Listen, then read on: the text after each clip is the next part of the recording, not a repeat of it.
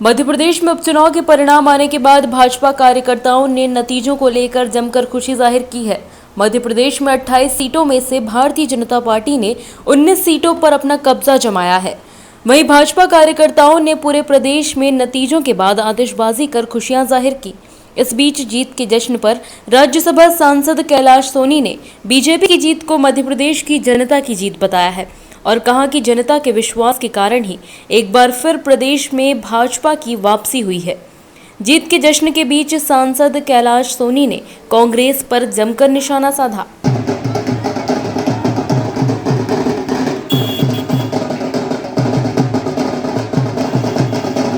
जनता की जीत, आज की जीत जन सरोकारों की जीत है। आज की जीत मध्य प्रदेश की जीत है। आज की जीत लोकतंत्र की मजबूती के लिए। हमें याद नहीं आता कि हिंदुस्तान के इतिहास में 15 महीने के भीतर कोई सरकार इतनी निकनेम और बदनाम हुई हो। और इस जनता को तोड़ने के लिए, इस भ्रष्टाचार की सरकार को तोड़ने के लिए और जन सरोकारों को बाधित करने के लिए उनके भीतर से ही ये रास्ता निकला। ये कोई और ने नहीं किया, प्रकृति ने किया। जो जनतंत्र में आस्था रखते हैं, जन सरोकारों में जिनका विश्वास है, उनके कारण ये हुआ है और ये जनता के लिए हुआ है।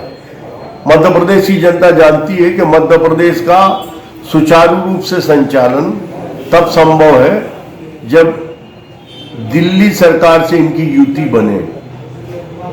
इनके दिल्ली के भारत सरकार के कोलैबोरेशन से ही अच्छी सरकार चल सकती है। एक परिपक्व जनतंत्र का निर्धारण किया है जनता ने। सारे लोगों के अनुमान और सब चीजें सब फेल कर दी। क्या लगता है कि जो 15 महीने विकास रुक गया था फिर से सुचारू रूप हो पाएगा? क्या चालू हो गया है?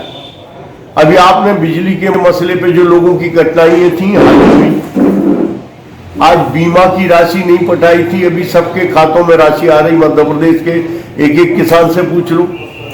हमने 2 लाख के कर्जे की माफी जैसी बात नहीं कही। खुद यही सरकार ने निर्णय लिया कि 50,000 तक का माफ, फिर 50,000 तक का माफ। और कौन से शिक्षित लोगों को बेरोजगारी भत्ता मिल गया? कौन से लोग पक्के हो गए?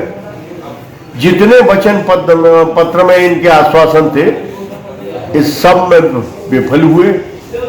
और बहुत जो कभी इस देश के मूर्धन्य राजनेता ने कहा कि जिंदा कौमें 5 साल तक इंतजार नहीं करती। युवा काफी रुझान रहे इस चुनाव में, युवाओं का काफी सहयोग रहा, उसको क्या मानते हैं आप? शायद हिंदुस्तान में अभी बाद में ये फेज आया। मुख्यमंत्री रोजगार योजना के अंतर्गत पढ़े लिखे लोगों के लिए पहले 4% ब्याज जो है सरकार अपने खजाने से भर रही है। आपको मालूम होगा कि स्वरोजगार के लिए इंजीनियर हैं, डॉक्टर्स हैं, दीगर हैं, इन सब के लिए सरकार की गारंटी पे आर्थिक प्रबंध। और अब वक्त आ गया है लोकल को ग्लोबल करने का, आत्मनिर्भर हिंदुस्तान का। और इसमें जो सोच है हमारे देश के मूर्धन्य प्रधानमंत्री माननीय नरेंद्र मोदी जी का, और जिस तेजी से अभी रोजगार और सारी चीजें विकसित हो रही हैं, किसानी के क्षेत्र में जैसे क्रांतिकारी निर्णय हुए हैं, स्वामीनाथन आयोग की रिपोर्ट लागू हो गई, लागत का 1.5 गुना लोगों को मिलने लगा। MSP कभी हम कल्पना नहीं करते थे कि भारत सरकार चने का दाम 5100 रुपया तय करेगी। सारी जिन्सों को खरीदने का प्रबंध। और अभी जो नए कानून पारित किए हैं उसके हिसाब से तो MSP के और ऊपर किसान जाएगा। किसानी हमारी ग्लोबल हो गई। स्थानीय स्तर पे अब जरूरत है, जो प्रारंभिक कालखंडों में जो गलती हो गई, गांधी जी ने भी कहा कि गांव आधारित हिंदुस्तान, गांव का हिंदुस्तान, गांव में रोजगार, गांव का विकास, ये यदि प्रारंभ में किया गया होता तो देश की दुर्दशा नहीं होती। अभी हम वर्ल्ड पावर बन गए होते।